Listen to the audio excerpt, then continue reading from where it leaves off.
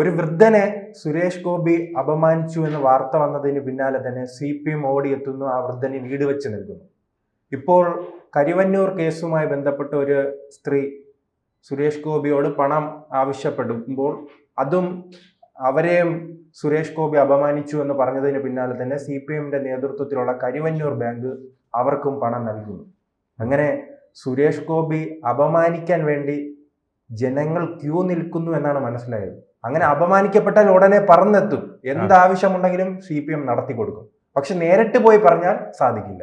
അതെ, ദൈവം കനിഞ്ഞില്ലെങ്കിലും പൂജാരി പ്രസാദിക്കുന്നതായിട്ടാണ് ഇപ്പോൾ നമ്മൾ കാണുന്നത്. നേരത്തെ അവസ്ഥ എന്ന് പറഞ്ഞാൽ ദൈവം കനിഞ്ഞാലും പൂജാരി പ്രസാദിക്കുകയില്ല. ഇതേ സുരേഷ് ഗോപി തന്നെ, സുരേഷ് ഗോപിയുടെ ഗവൺമെൻറ് തന്നെ, അദ്ദേഹം മന്ത്രിയായിട്ടുള്ള ഗവൺമെൻറ് തന്നെ, അതിൻ്റെ കീഴിൽ പ്രവർത്തിക്കുന്നതെന്ന് ഇവർ പറയുന്ന ED തന്നെ, അവരുടെ കേന്ദ്ര ഗവൺമെൻറ്റിൻ്റെ ആവശ്യപ്രകാരം ഈ പണമെല്ലാം, കള്ളപ്പണമെല്ലാം ഓരോരുത്തരെയായിട്ട് വിളിച്ചു വരുത്തി, CPMകാരാണേ എല്ലാം, അവരുടെ കയ്യിൽ നിന്ന് പിടിച്ചു വാങ്ങി, പേടിച്ച് പറത്തെല്ലാം പൈസ കൊണ്ടുവന്ന് അവിടെ കൊണ്ട് വെച്ചു. കവർച്ച മുതൽ ആ പണമെല്ലാം സമാഹരിച്ച് വെച്ചിട്ടുണ്ട്. പക്ഷേ അതിലൊരു കീഴ്വഴക്കമുണ്ട്. നമ്മുടെ ഈ സഹകരണ ഫെഡറലിസത്തിൻ്റെ ആൾക്കാരാണല്ലോ, അങ്ങനെയാണല്ലോ കരിവന്നൂരിൽ തീവട്ടിക്കൊള്ള നടത്തിയത്, അത് വെച്ചുകൊണ്ടാണല്ലോ. അപ്പോൾ ഈ കേന്ദ്ര ഗവൺമെൻറ്റിന് നേരിട്ടിത് അതിൻ്റെ ഡെപ്പോസിറ്റേഴ്സിന് കൊടുക്കാൻ പറ്റില്ല. അതായത് തുക അവിടെ നിക്ഷേപകർക്ക് കൊടുക്കാൻ പറ്റില്ല. കാരണം എന്താ? തടസ്സമുണ്ട്. അതിന് അതിൻ്റേതായിട്ടുള്ള ചട്ടവട്ടങ്ങളുണ്ട്. തെരഞ്ഞെടുപ്പ് കമ്മീഷനിൽ ഒരു പരാതി കൊടുത്താൽ അവരത് സ്വീകരിക്കേണ്ടതിന് ചട്ടവട്ടങ്ങൾ ഉള്ളതുപോലെ ചട്ടവട്ടം, അല്ലാതെ കയറി ഇടപെടാൻ പറ്റില്ല. രാഹുൽ ഗാന്ധി എന്തെങ്കിലും കോക്കാമ്പീച്ച കാണിച്ചെന്നും പറഞ്ഞ് ഉടനെ അതിനെക്കുറിച്ച് അന്വേഷണം നടത്താൻ പറ്റില്ല. രേഖാമൂലം കൊടുക്കണം. സർക്കാർ വകുപ്പുകൾക്കെല്ലാം ഉള്ള നെഹ്റുവിൻ്റെ കാലം തൊട്ടേ, ഭരണഘടന എഴുതിയ കാലം തൊട്ടേ ഉള്ള ഒരു പ്രൊസീജിയർ അല്ലെങ്കിൽ കീഴ്വഴക്കമാണത്, നടപടിക്രമമാണ്. ഇതുപോലെ നടപടിക്രമം ഇങ്ങനെ എടുത്ത് കൊടുത്തു കഴിഞ്ഞാൽ അത് നിയമവിരുദ്ധമാവാം. ഭരണഘടന വെച്ചാണല്ലോ എല്ലാവരും പറയുന്നത്. അത് വെച്ച് വാദിച്ചു കഴിയുമ്പോൾ ED പ്രതിസ്ഥാനത്ത് വരും. അതുകൊണ്ടാണ് ED പറഞ്ഞു ഗവൺമെൻറ്റിനോട്, ഞങ്ങളിത് പിടിച്ചു വെച്ചിട്ടുണ്ട്, ഈ പണം ഞങ്ങൾ നിങ്ങൾക്ക് തരാം, നിങ്ങൾ നിക്ഷേപകർക്ക് കൊടുക്കും. അങ്ങനെയാണ് അതിൻ്റെ രീതി, ഭരണഘടനാപരമായ ചട്ടപ്രകാരമുള്ള രീതി. പക്ഷേ എന്താ പറയുന്നത്? ED പിടിച്ചതല്ലേ, അത് നമുക്ക് വേണ്ട, നമുക്ക് അഴിമതി പണം മതി. പാവപ്പെട്ട നിക്ഷേപകരുടെ പണമൊക്കെ പിടുങ്ങി നമ്മുടെ ആൾക്കാർക്ക്, നമ്മുടെ സംസ്ഥാന ജില്ലാ ഭാരവാഹികൾക്കൊക്കെ കോടീശ്വരന്മാരാകാം, വലിയ വലിയ കാറുകളും ഒക്കെ നടത്തി സാമ്പത്തികമായ വിപ്ലവം നമ്മൾ നടത്തും. നമ്മുടെ മുതലാളിത്ത ചങ്ങാത്തം പോലെ തന്നെ റിയൽ എസ്റ്റേറ്റ് ബിസിനസ്സും ഒക്കെ ആയിട്ട് കപ്പലണ്ടി കച്ചവടക്കാർ കയറി മാളികപ്പുറം ഏറിന മന്നൻ്റെ തോളിൽ മാറാപ്പു കയറ്റുന്നതും ഭവാൻ എന്ന് പറയുന്ന പോലെ കപ്പലണ്ടി കച്ചവടം നേരെ തിരിച്ച് അതിൻ്റെ റിവേഴ്സ് ഗിയർ. കപ്പലണ്ടി കച്ചവടം നടത്തിക്കൊണ്ടിരുന്ന ആൾ പെട്ടെന്ന് കോടീശ്വരനായി തീരുന്നു. അങ്ങനെയൊക്കെയുള്ള വിപ്ലവങ്ങളൊക്കെ പാർട്ടി നടത്തിക്കൊണ്ടിരിക്കുക. ആര് പറഞ്ഞു പാർട്ടി വിപ്ലവം നടത്തുന്നില്ലെന്ന്? പാർട്ടിക്കുള്ളിൽ ഇങ്ങനെ വിപ്ലവം നടത്തിക്കൊണ്ടിരിക്കുക. അത് പിന്നെ ഇന്ത്യ മുഴുവൻ ആക്കാനുള്ള ശ്രമമാണ്. അപ്പോൾ അങ്ങനെ വിപ്ലവം നടത്തിക്കൊണ്ടിരിക്കുന്ന പാർട്ടിക്ക് ഇത് സമ്മതമല്ല. പാവങ്ങൾക്ക് ക്യാൻസർ പിടിച്ചും മറ്റും ആശുപത്രി കൊടുക്കാൻ പണമില്ലാതെ മരിക്കുന്ന ആ പാർട്ടിയെ വിശ്വസിച്ച അതിൻ്റെ അനുയായികളായിട്ടുള്ളവർക്ക് ഈ പണം തിരിച്ചു കൊടുക്കുകയല്ലേ EDയിൽ നിന്ന്. ED അത് അശുദ്ധമാണ്. അത് ചാണകവെള്ളം തളിച്ചിട്ട് ശുദ്ധി കലശം നടത്തണം. അങ്ങനെ ചെയ്യാതിരിക്കുന്ന ഒരവസ്ഥയിൽ ഈ പണം ചെന്ന് ആനന്ദവല്ലി ചിലപ്പോൾ ശുദ്ധഗതിക്കായിരിക്കാൻ ചോദിച്ചത്. അവ ചെന്ന് സുരേഷ് ഗോപിയുടെ മുമ്പിൽ ചെന്ന് ചോദിച്ചു. സുരേഷ് ഗോപി ധർമ്മകോപം കൊണ്ടിരിക്കുകയാണ്. അദ്ദേഹത്തിന് ധാർമ്മികമായിട്ടുള്ള ഒരു രോഷം വന്നു ആ സമയത്ത്. അതിൻ്റെ കാരണമെന്ന് പറഞ്ഞാൽ സിനിമാ നടനായതുകൊണ്ടാണ്.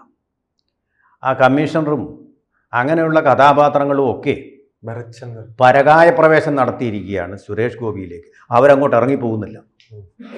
ഇടയ്ക്കിടയ്ക്ക് ആ പൊട്ടിത്തെറിക്കലും ചീറ്റിലും ഇങ്ങോട്ട് കയറി വരും. കമ്മീഷണറാവും പുള്ളി. അപ്പോൾ ആ രീതിയിലൊരു വർത്തമാനം അങ്ങോട്ട് പറഞ്ഞു. പാവപ്പെട്ട ആനന്ദവല്ലി അമ്മ തല ഇറങ്ങി വീണു ഈ കേട്ട് പ്രക്ഷുബ്ധം. പക്ഷേ അദ്ദേഹത്തിൻ്റെ ഈ ക്ഷോഭം അവർക്ക് അനുഗ്രഹമായിട്ട് മാറി. ഉർവശി ശാപം ഉപകാരം പോലെ.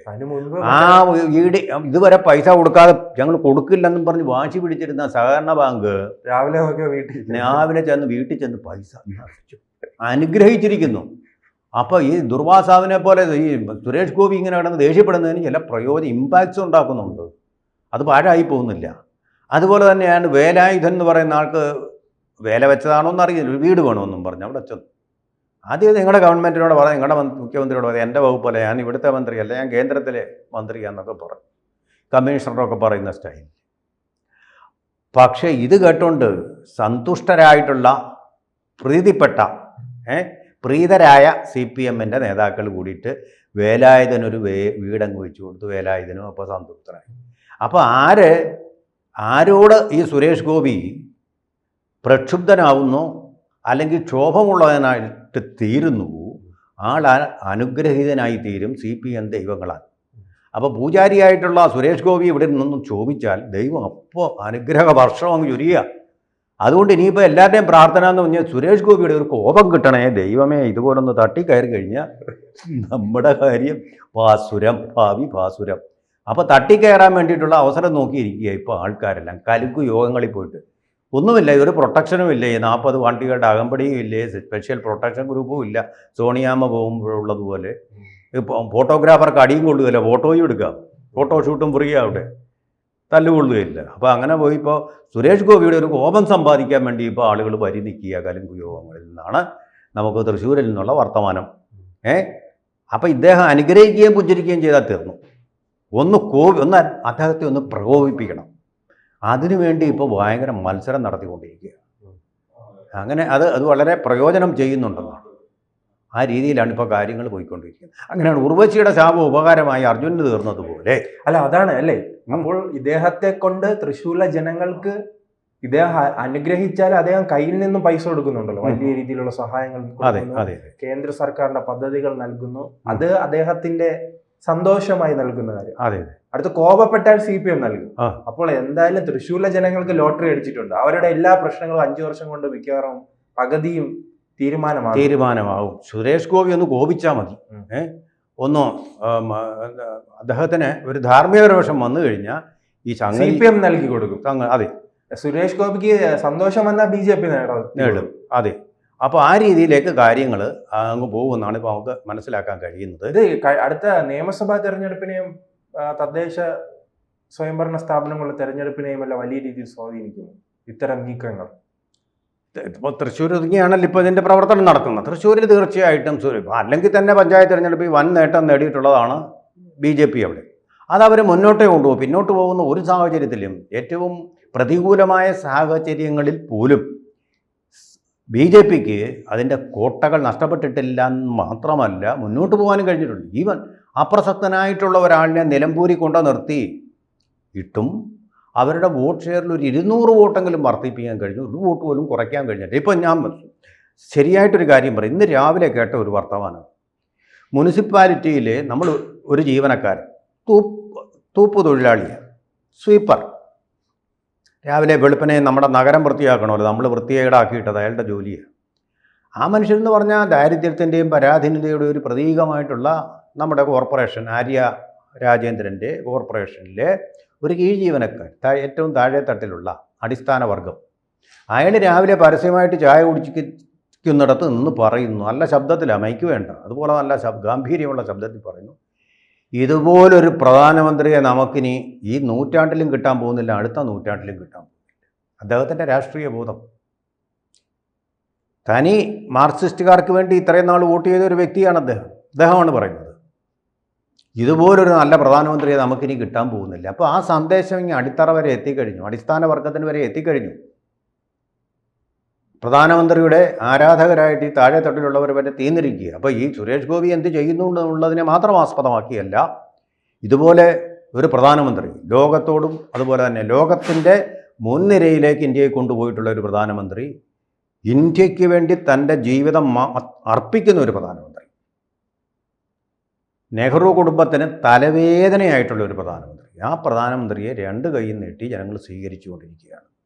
ഇങ്ങനെ കേരളത്തിലെ മാർക്സിസ്റ്റ് ചെങ്കോട്ടകളിലും ആ സന്ദേശം എത്തിക്കഴിഞ്ഞു. ഇനി അപ്രതിഹതമായ ഒരു ശക്തിയായിട്ട് വന്നു കഴിഞ്ഞു. അപ്പോൾ അതുകൊണ്ട് ആ ശക്തിയിലാണ് BJP തദ്ദേശ തെരഞ്ഞെടുപ്പിൽ നേട്ടങ്ങൾ കൊയ്യുന്നത്. പിന്നെ അവർക്കൊരു പ്ലാനുണ്ട്. വേറെ ഈ പാർലമെൻ്ററി വ്യാമോഹവും റിസോർട്ട് കച്ചവടവും റിയൽ എസ്റ്റേറ്റും അങ്ങനെയുള്ള താല്പര്യങ്ങളൊന്നും ഇല്ല. അപ്പോൾ അതുകൊണ്ട് തീർച്ചയായിട്ടും ആ തെരഞ്ഞെടുപ്പിൽ രാജ്യത്തിന് വേണ്ടി ചിന്തിക്കുകയും രാജ്യത്തിന് വേണ്ടി ശ്വസിക്കുകയും രാജ്യത്തിനായിട്ട് സ്വയം അർപ്പിക്കുകയും ചെയ്യുന്നവർക്ക് തീർച്ചയായിട്ടും ഒരു മേൽക്കൈ ഉണ്ടാവുക തന്നെ ചെയ്യും. അത് തീർച്ചയായിട്ടും. അതുപോലെ തന്നെ രാജ്യത്തെ നശിപ്പിക്കാൻ വേണ്ടി ഇവിടെ ഇരിക്കുന്ന ആൾക്കാർക്ക് എല്ലാ കാലത്തും ഈ നാട്ടുകാരെ മുഴുവൻ പറ്റിച്ചുകൊണ്ട് മുന്നോട്ട് പോകാൻ പറ്റുകയും ഇല്ല. കൂടുതൽ വാർത്തകളും വിശേഷങ്ങളും നിങ്ങളിലേക്ക് എത്താൻ ABC മലയാളം സബ്സ്ക്രൈബ് ചെയ്യുക, ബെൽബട്ടനും അമർത്തുക.